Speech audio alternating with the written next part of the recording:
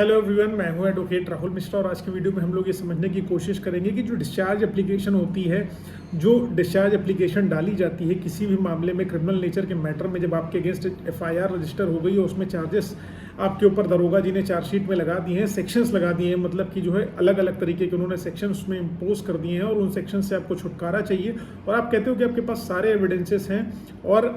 कि आप बेगुनाह हो, तो ऐसी कंडीशन में मैं सजेस्ट करता हूँ जनरली कि एफआईआर क्वेश्चन में हो। लेकिन जैसे जो लोग एफआईआर क्वेश्चन में नहीं आना चाहते हैं, वो नीचे ही लड़ना चाहते हैं, तो वो डिस्चार्ज एप्लीकेशन मूव करें।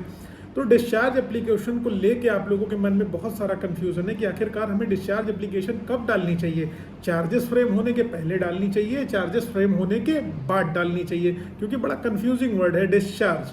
कि आप लोग जनरली यही सोचोगे चार्ज हो गए उसके बाद आप डिस्चार्ज डालोगे, लेकिन ऐसा नहीं है। डिटेल में बात करूं, लेकिन उससे पहले मेरी आप लोगों से रिक्वेस्ट है कि अगर आप लोग चैनल पर नए हो या पहली बार आ रहे हो या अभी तक आप लोगों ने इसे सब्सक्राइब नहीं किया तो प्लीज़ सब्सक्राइब करना। साथ ही साथ एक हम्बल रिक्वेस्ट और है, अगर आप मुझसे पर्सनली मिलना चाहते हो लखनऊ, दिल्ली, इलाहाबाद में, तो आप अपनी अपॉइंटमेंट शेड्यूल कराकर नो डाउट मुझसे मिल सकते हो। नंबर आपको डिस्क्रिप्शन में मिल जाने वाला है। देखिए दोस्तों, डिस्चार्ज एप्लीकेशन जो है बेसिकली बताई गई सेक्शन 227 सीआरपीसी में 227 में डिस्चार्ज एप्लीकेशन के बारे में बताया गया है कि जज साहब के चार्जेस फ्रेम करने से पहले, यानी कि जज साहब के द्वारा आपके ऊपर आरोप पत्र बनाने से पहले, कि आपके ऊपर जो भी दरोगा जिन्हें चार्जशीट में इन्वेस्टिगेशन करी है उस चीज़ को देखते हुए आपके ऊपर उन चार्जेस को इम्पोज कर देने से पहले ही आपको जो है डिस्चार्ज एप्लीकेशन हमेशा मूव करनी होती है। क्योंकि देखिए सेक्शन 227 में जो है डिस्चार्ज के बारे में बताया गया और 228 में चार्ज बनता है आपके ऊपर, ठीक है। तो चार्ज बनने से पहले आप डिस्चार्ज एप्लीकेशन मूव करोगे, ठीक है। चार्ज बनने के बाद आप नहीं करोगे, क्योंकि 227 के क्रम में देखें तो डिस्चार्ज है, 228 के क्रम में देखें तो चार्ज है। मतलब जो भी उन्होंने दरोगा जी ने विवेचना करी चार्जशीट में, उन्होंने जो कुछ भी डाला उन कंटेंट से आप सहमत नहीं हो, आपको पसंद नहीं आए, ठीक है, आपके पास प्रॉपर एविडेंसेस हैं उस चीज़ के कि आप किसी भी तरीके से दोषी उस मामले में नहीं हो, तो उस कंडीशन में आप कोर्ट में डिस्चार्ज एप्लीकेशन 227 सीआरपीसी के तहत मूव कर दोगे तो आप डिस्चार्ज हो जाओगे। लेकिन सिर्फ एक कह देने मात्र से नहीं होगा कि कोर्ट जनरली आपने 227 में एप्लीकेशन मूव कर दी तो कोर्ट अलाउ कर देगी आपकी डिस्चार्ज एप्लीकेशन। कोर्ट आपकी डिस्चार्ज एप्लीकेशन को रिजेक्ट भी कर सकती है अगर आपके पास अप्रोप्रिएट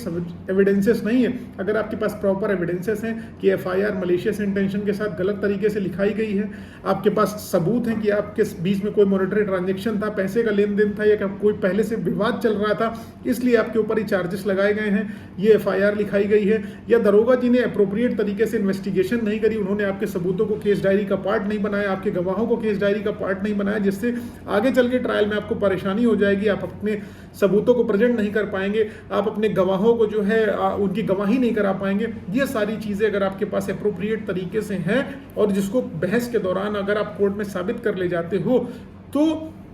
आप डिस्चार्ज एप्लीकेशन डालो 227 सीआरपीसी में, आपका डिस्चार्ज अलाउ हो जाएगा। लेकिन अगर आप कोर्ट को नहीं सहमत कर पाते हो तो आपका डिस्चार्ज खारिज हो जाएगा। खारिज हो जाने के बाद भी आपके पास ऑप्शन है, आप क्रिमिनल रिवीजन में जा सकते हो और उसको चैलेंज कर सकते हो, उसके बाद हाई कोर्ट जा सकते हो, उसके बाद सुप्रीम कोर्ट जा सकते हो, रेमेडीज बहुत सारी अवेलेबल है। लेकिन जो लोअर में लड़ना चाहते हैं, जो नीचे कोर्ट्स में लड़ना चाहते हैं, उनके पास ये ऑप्शन है कि वो 227 सीआरपीसी में डिस्चार्ज डालें और डिस्चार्ज हमेशा पड़ेगा चार्जेस बनने से पहले, क्योंकि चार्जेस अगर एक बार बन गए तो आपका ट्रायल स्टार्ट हो जाएगा, ठीक है। आपका ट्रायल स्टार्ट हो गया, मुकदमा चलने लगेगा, एविडेंस होने लगेंगे, गवाहियां होने लगेगी, क्रॉस चीफ होने लगेगा, तो ट्रायल में बचेगा कि कुछ नहीं बचेगा और ट्रायल डिसाइड हो जाएगा। अब आपके फेवर में अगर एविडेंस आने हुए तो आप बच जाओगे, नहीं हुए तो आप फंस जाओगे, ठीक है। तो इसलिए क्या होता है, generally discharge application, questioning, criminal revision, ठीक है, अपील्स, ये सारी चीज़ें जो आपके पास अवेलेबल हैं कॉन्स्टिट्यूशन के द्वारा, हमारे जो संविधान के द्वारा जो भी हमको जो रेमेडीज दी गई हैं, उन रेमेडीज